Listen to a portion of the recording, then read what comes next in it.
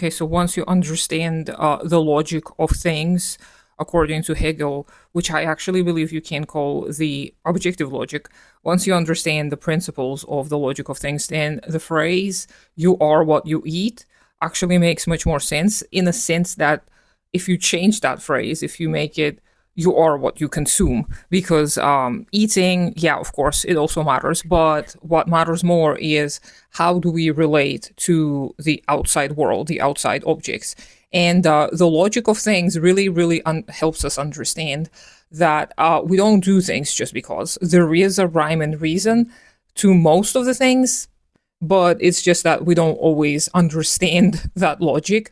And the Dialectics of Nature by Engels, which I recommended, and I really do highly recommend, even if you hate the chapter on electricity, just like I did, still, it's a very worthwhile read because there is a ton of the kind of a basic exploration of what the logic of things is in the dialectical principles, which are the unity and contradiction of the opposites, or the unity and struggle of the opposites, the principle of a quantity becoming a quality, and the negation of the negation. These three principles in this book are showcased using different sciences, and they're not explicitly pointed out. It's not like Engels tells you, like, oh, here is how this rule applies to physics. Here is how this rule applies to chemistry.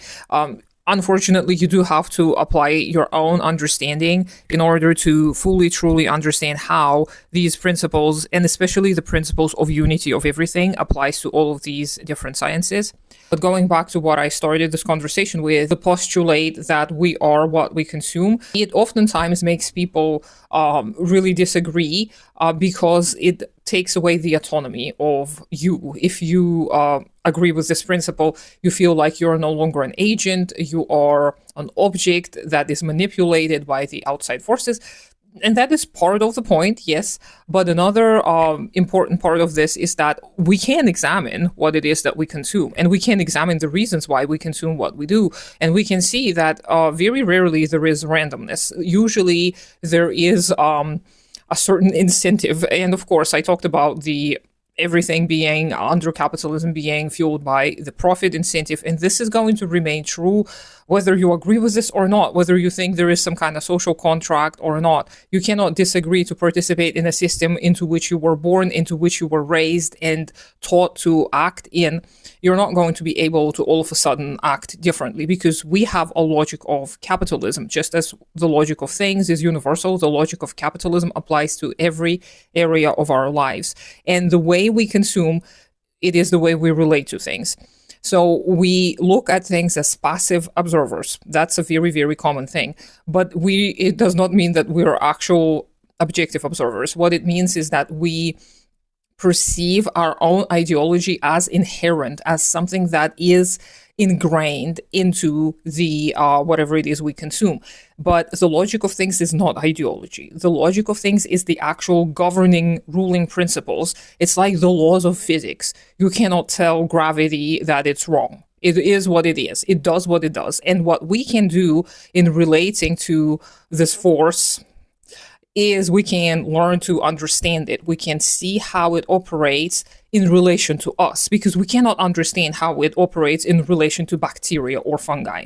Maybe we will be able to do that once, but right now, as far as I know, the law of gravity is not even fully understood by us humans. So the logic of things applies universally. Same goes to humans and human relationships. The way we produce our life is going to dictate the way we think about life. This is what ideology is, very simply, plainly put. But the denial and the desire of the people to flat out refuse and not accept this premise stems from fear of the lack of autonomy, fear of admitting to oneself that you are not as informed as you thought you were, which is absolutely fine. And it is absolutely essential to address that fear, to look that fear in the eye and admit to yourself that, yes, I have been played and I am not acting according to the logic of humanity. I'm not acting according to realized necessity, which is freedom.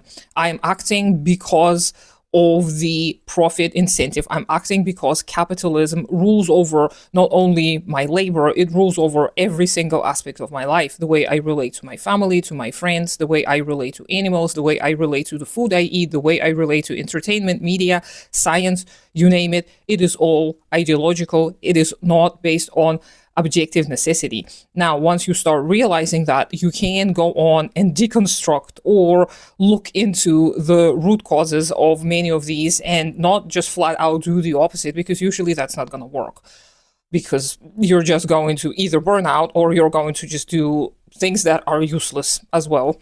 So what you will have to do is you will need to study the logic of whatever subject matter you pick. So if you do choose humans as your subject matter, you will have to see that we as humans, we think we're driven by the desire for fame and money, right? We think that we're driven by the desire to be accepted. But most of all of these things can be boiled down to very simple terms: safety and connection. So connection being a part of safety. So we all want to be safe, because this is our biological imperative, okay? So we kind of inherited it from the rest of the mammalian world. So we have to be safe, and it manifests in all of these different forms under capitalism. If you have savings, you feel safer.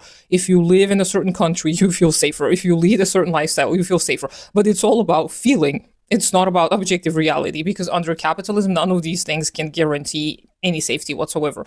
And in the past, which I'm not glorifying, but people needed, because they had more of the realized necessity or freedom, they had to admit to themselves that the primary safety net that they can kind of rely on is other humans. Other humans can ensure that you have food, you have shelter, if you happen to lose the ability to provide these for yourselves. And also, humans never did anything individually on their own. And they still don't. It's all socially necessary labor that creates everything, that creates all the riches, all the wealth, etc.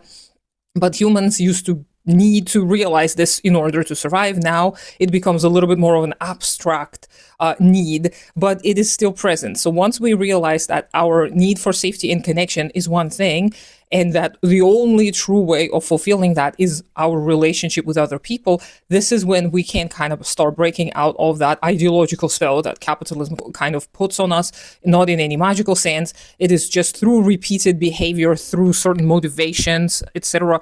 It is not an evil thing. It just happens, okay? It is just what is necessary for the reproduction of the social relations, economic relations, so that we can continuously produce capitalism as it is. That's the only goal. That's the only reason. There is no evil plot or an agenda, okay?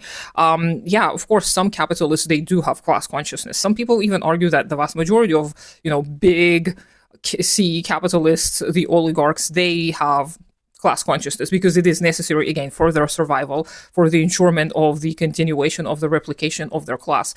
So once you gain that class consciousness yourself as a working class person, then you can start deconstructing or analyzing or going to the root cause of your own relations to the rest of the world. And in order to win in the workplace and gain more rights as a worker and organize successfully with other people, you have to understand how you relate to other people according to all of these ideological constructs. You will see that there is a logic to every single dynamic. There is a logic to every single relationship. It is not accidental. It is not based on some kind of whim or fancy. It is based on the universal rules of the movement of the substance. Same goes to the laws of physics. And we need to discover them, uncover them. And it is actually pretty accessible. All of these philosophers that I refer to, starting with Hegel and Marx and Engels, once you realize that freedom is a realized necessity. So once you understand what your true needs are, you start relating to yourself differently. Then you realize that you need safety and connection. Then you start relating to other people differently, because you cannot buy loyalty. You cannot buy actual support. What you can do is you can build meaningful relationships with people that are going to have your back. And then you realize that you and your little community, you cannot still survive and break out of this capitalist hellhole individually. So you start organizing on a little bit of a larger scale. But this is a conversation for another day. So let me know what you think. Hopefully it all made sense to you. Subscribe to me on all the social medias, even though I don't do much there. Consider supporting me on Patreon. Obviously, take care of yourself and your community first. I hope you have a great day today, and I'll talk to you sometime later.